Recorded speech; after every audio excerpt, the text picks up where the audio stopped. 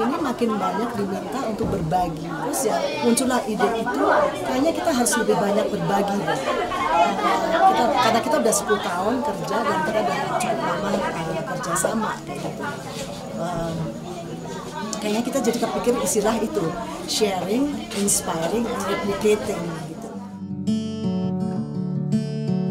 Dari yang kita udah sekarang 10 tahun, kita merasa memang kita harus bekerja dengan organisasi, kalau cepat organisasi yang sudah bergerak atau menyiapkan komunitasnya seperti itu.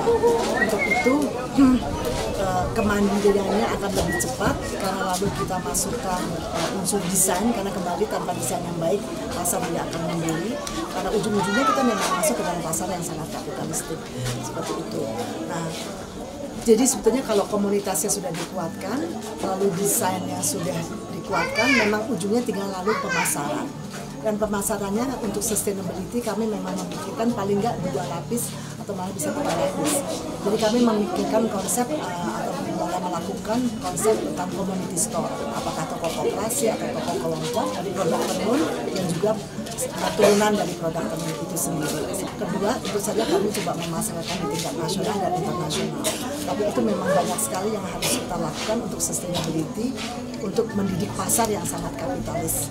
Bagaimana kami mendidik pasar untuk menjadi conscious kapitalis atau conscious consumer misalnya. Itu satu gerakan dari sendiri.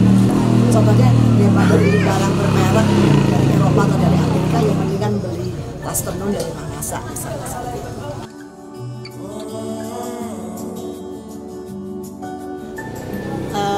Keberlanjutan kalau buat saya, prinsip dari keberlanjutan adalah kemampuan dari sekelompok masyarakat, dalam hal ini perempuan kepala keluarga itu, untuk merespon setiap perubahan yang terjadi di yang mereka hadapi gitu. Jadi keberlanjutan buat saya bukannya misalnya tersedianya dana terus menerus atau ada bantuan terus menerus, tapi bagaimana perempuan-perempuan kepala keluarga ini punya kemampuan, dia tahu kalau misalnya ada persoalan yang dia hadapi, dia juga mampu untuk memecahkan ya masalah tantangan yang dihadapi. Jadi misalnya dengan mereka dilatih untuk memodifikasi produk-produk mereka atau dilatih untuk meningkatkan kreativitas mereka, mereka bisa merespon tantangan pasar yang misalnya ada produk tertentu yang sangat laku atau produk dari negara lain yang harganya lebih murah,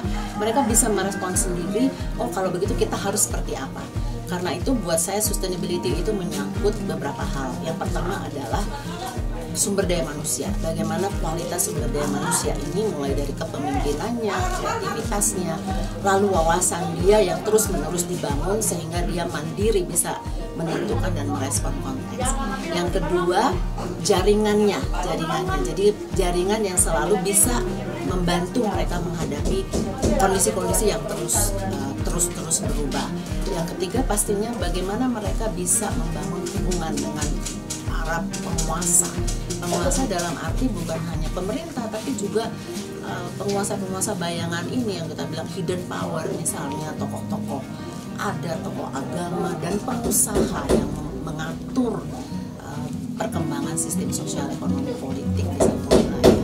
Tentu saja seperti yang sudah Pak lakukan dengan sangat baik adalah menggabungkannya dengan pemerintah. Gambar besarnya adalah pariwisata berbasis komunitas yang didukung dengan produk kreatif rakyat atau komunitas itu sendiri. Jadi si ibu-ibunya itu yang masak, lalu bapaknya bisa jual ukiran, si ibu-ibunya juga menjual tenunan dan lain-lain yang akan bisa dikembangkan. Itu dari segi sustainability dari komunikasi.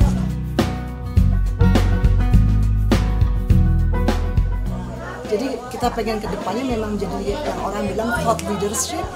Kami ingin berbagi lewat buku, film, diskusi-diskusi, dan tentu saja lebih mengarah kepada generasi muda. Kita selalu memikirkan generasi muda. Jadi menghubungkan generasi muda di kampung, di komunitas dengan generasi muda akademisi, desainer, lalu generasi muda pasar.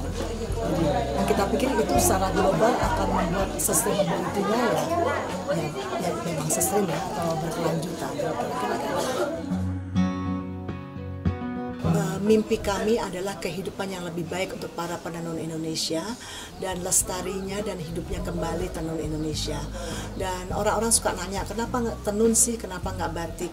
Kami merasa batik itu udah banyak yang ngurus, dan kami merasa tenun pada waktu itu, apalagi ya 10 tahun yang lalu, sekitar tahun 2008, belum banyak yang ngurus. Dan kami merasa Indonesia itu dari Sabang sampai Merauke itu ada kepandaian, ada keterampilan menenun, dan itu kalau dikembangkan bisa membuat suatu kekuatan ekonomi untuk perempuan yang luar biasa. Jadi kami konsentrasi di tenun tangan ya, backstrap loom dari Indonesia.